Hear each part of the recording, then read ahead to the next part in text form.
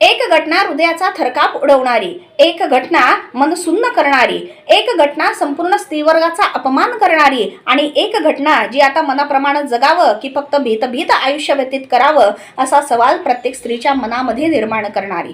मित्रांनो, ज्या ठिकाणी आमच्या देशाचा उल्लेख सुद्धा आम्ही भारत माता म्हणून करतो, आज त्याच देशामध्ये त्या स्त्रीचा किंवा त्या मातेच्या मान सन्मानाचा नायनाट हा शेवटच्या स्तरांपर्यंत हाले हवाल म्हणून केला जातो.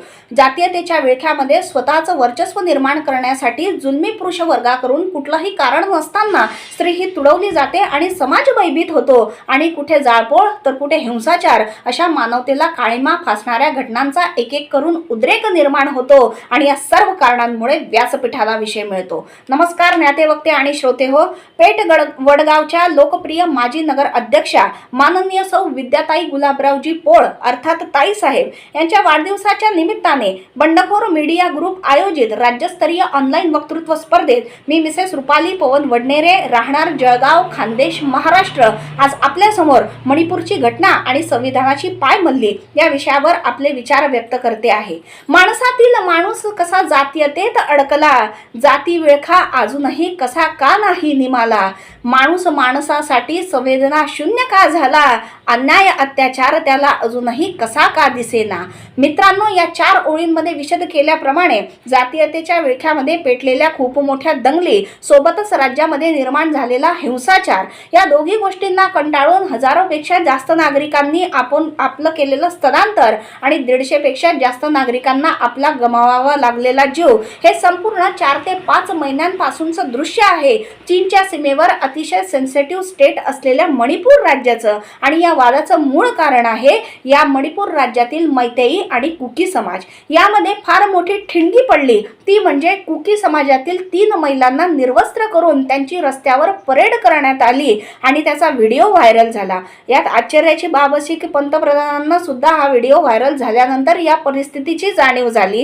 यात महत्त्वाची गोष्ट अशी की या महिलांपैकी एक महिला ही माजी सैनिकाची पत्नी असून एका महिलेवर शारीरिक अत्याचार देखील करण्यात आलेला होता आणि या परेडमध्ये समाविष्ट असलेला 800 ते 1000 लोकांचा जमाव हा आपल्याजवळ अत्याधुनिक शस्त्रास्त्रांनी परिपूर्ण होता. अर्थात त्यावेळेला या स्त्रियांच्या मानसिक परिस्थितीचा आपण फक्त आणि फक्त विचार करू शकतो. आणि मग सुसंस्कृत भारत, मदर ऑफ डेमोक्रेसी किंवा जगातील सर्वात मोठी लोकशाही अशी विशेषणं आम्ही आमच्या देशाला वापरायची का असा प्रश्न आमच्या पुढे निर्माण झालो होतो. आता हा झाला एक भाग. यातला दुसरा महत्त्वाचा भाग असा की मग मुळात मणिपूर राज्य का पेटलं किंवा असा असंतोष मणिपूर राज्यामध्ये का निर्माण झाला, तर याची सुरुवात झाली 19 एप्रिलला मणिपूर हायकोर्टाने दिलेल्या निर्णयानुसार.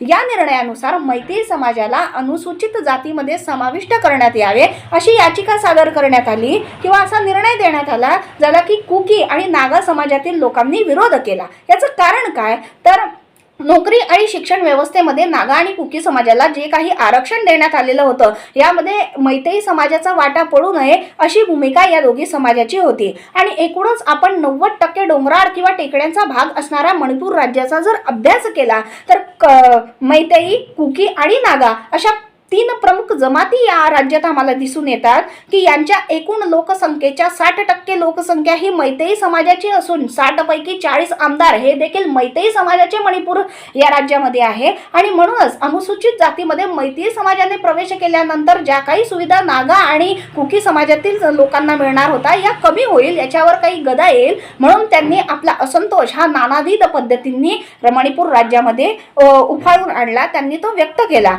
आणि सदर घटना या मागच्या 4 ते 5 महिन्यांपासूनच घडलेला नाही, तर अशा प्रकारचा असंतोष मणिपूर राज्यामध्ये दशकभरापूर्वी देखील दिसून आला होता. अशा प्रकारचा स्त्रियांवर अन्याय मणिपूर राज्यात याआधी देखील झालेला होता. आता ही संपूर्ण पार्श्वभूमी झाली या मणिपूर राज्यात निर्माण झालेल्या समस्यांची किंवा तिथे घडलेल्या घटनांची. पण आता यातला दुसरा महत्त्वाचा मुद्दा जो मला असा वाटतो की एखाद्या राज्यातील न्यायव्यवस्थेने पारित केलेला निर्णय जर त्या राज्यातील नागरिकांना यांना मान्य नसेल तर आपला नकार दर्शवण्यासाठी फक्त हिंसा हे एकच साधन आहे का?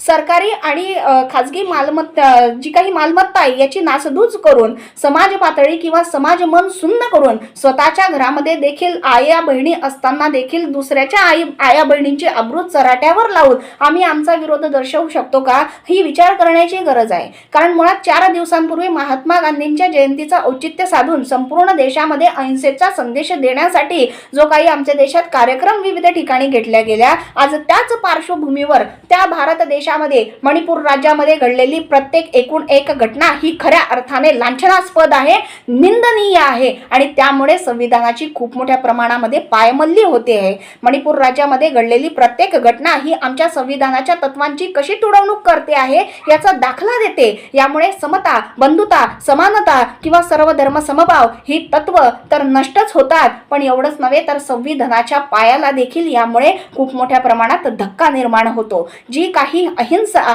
जी काही हिंसा किंवा जे काही कारस्थान मणिपूर राज्यामध्ये आम्हाला पेटून आलेलं दिसून येतं, यामुळे राज्यात किंवा देशामध्ये खूप मोठ्या प्रमाणात अराजकता निर्माण होऊन अशांततेचं वातावरण या ठिकाणी निर्माण होऊ शकतं. आणि ज्या प्रमुख पायावर आम्ही संविधानाची पायभरणी केलेली आहे, मग तो शोषणाविरुद्ध व्यक्तीला दिलेला अधिकार असेल, व्यक्ती स्वातंत्र्य असेल किंवा इतर ज्या काही प्रमाणबाह्य गोष्टी असेल, या संपूर्ण गोष्टी या घटनांमुळे पायदळीत तुडवलेल्या आम्हाला दिसून येतात. याही पुढे जाऊन बोलायचं झालं तर व्हायरल झालेला व्हिडिओ जर आम्ही पाहिला तर यामुळे हृदयाचा थरकाप उडतो. हा व्हिडिओ दाखवून देतो की त्या ठिकाणी त्या स्त्रिया किती कशा अवस्थेमध्ये होत्या, त्यांनी आपल्यावरील अन्याय दूर करण्यासाठी किती हातापाया पडल्या किंवा त्यांच्या मनावर किंवा शरीरावर त्यावेळेला काय परिणाम झाला. अर्थातच या महिलांचं याद्वारे जे काही नुकसान झालेलं आहे, जगातली कुठलीही न्यायव्यवस्था या नुकसान फेडू शकत नाही, याची परतफेड करू शकत नाही आणि म्हणून आरोपींना कठोरातली कठोर शिक्षा होणं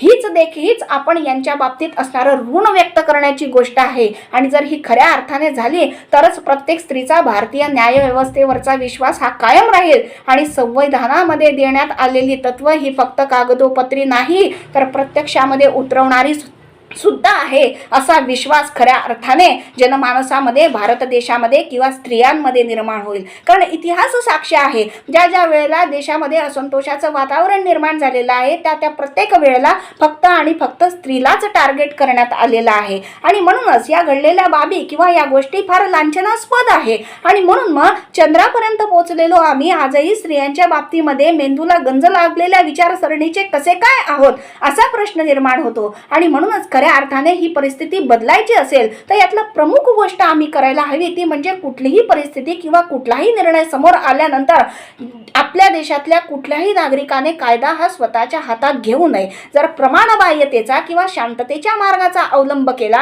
तर हा जो तिढा आहे हा खऱ्या अर्थाने आम्ही सोडवू शकलो असतो. यामुळे हिंसाचार हा तर झालाच नसता, स्त्रियांची अब्रू चराट्यावर तर लागलीच नसती, पण मुळात जी काही आव्हानं आहेत ती आम्ही दूर करू शकलो असतो. पण मुळात याच्या विपरीत परिस्थिती निर्माण झाली, जनमानसामध्ये खळबळ निर्माण झाली, स्त्रियांची अब्रू तर गेलीच गेली, पण यामुळे आमच्या संविधानाची पायमल्ली झाली, त्याला धोका निर्माण झाला. आणि म्हणूनच मला असं वाटतं की अंधार जो असतो हा आपल्याला खूप मोठा वाटतो, पण तो दूर करण्यासाठी प्रकाशाचा एक किरण पुरेसा असतो. आज तो प्रकाशाचा एक किरण म्हणजे आपला समजूतदारपणा आणि कायदा हातातनं घेण्याची बाब ही जर प्रत्येक नागरिकाने बाळगवली तर खऱ्या अर्थाने आम्ही आमच्या देशाची लोकशाही भक्कम करून ती जगामध्ये किती श्रेष्ठ आहे आणि आमचं संविधान किती भक्कम आहे याचा दाखला संपूर्ण जगामध्ये ठेवू शकतो आणि खऱ्या अर्थाने स्वतःचा, स्त्रियांचा आणि पर्यायाने भारत देशाचा विकास करू शकतो असा एक आशावाद व्यक्त करते. आणि येत्या काही दिवसांनी नवरात्रामध्ये आम्ही स्त्रियांचा किंवा कन्येचा जो मानसन्मान करू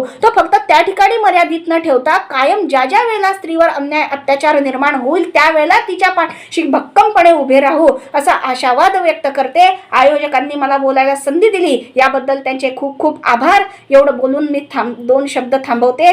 धन्यवाद. जय हिंद, जय महाराष्ट्र.